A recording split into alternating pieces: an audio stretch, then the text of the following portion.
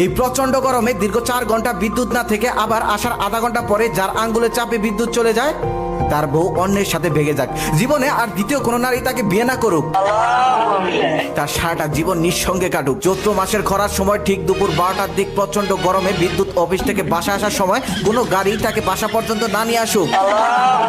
তারপর কোনো উপায় না পেয়ে এই প্রচন্ড গরমের মধ্যে সে হেঁটে হেঁটে বাসা পর্যন্ত আসুক, আর বাসায় এসেই দেখুক তার এলাকার ট্রান্সফরমার একদম পুরো ছাই হয়ে গেছে, সেই কারণে তার ঘরে কোনো বিদ্যুৎ সংযোগ নেই। তারপর সে বাসার ভিতরে গিয়ে দেখুক তার কাজের বর সেদিনই চাকরি ছেড়ে চলে গেছে। তখন কোনো উপায় না পেয়ে সে হোটেলে খাবার কিনতে যাক, সেখানে গিয়ে দেখুক শহরের কোনো হোটেলই তার কাছে খাবার বিক্রি করবে না। তারপর মন খারাপ করে বাসায় ফিরে এসে নিঃসঙ্গ জীবনে ক্ষুধার জ্বালা সহ্য করতে না পেরে নিজেই রান্না করে খাওয়ার সিদ্ধান্ত নেই। রান্না করতে গিয়ে গরম সহ্য করতে না পেরে তার শরীরের ঘামে তার ফ্লোর ভিজে যাক।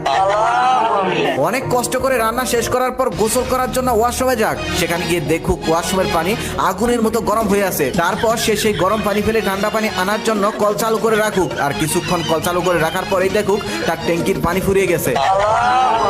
তখন সে কোনো উপায় না পেয়ে বুড়িগঙ্গার কালা পানিতে গোসল করার সিদ্ধান্ত নিক, আর সেখানে গিয়ে গোসল করে ফেলুক। সেই বুড়িগঙ্গার কালা পানি থেকে গোসল করে বাসা এসে দেখুক বিদ্যুৎ অফিস থেকে তাকে অনেকগুলো কল দেওয়া হয়েছে, সে রিসিভ করতে পারেনি। পরে ব্যাক করে দেখুক তার বিদ্যুৎ অফিস থেকে চাকরি চলে গেছে।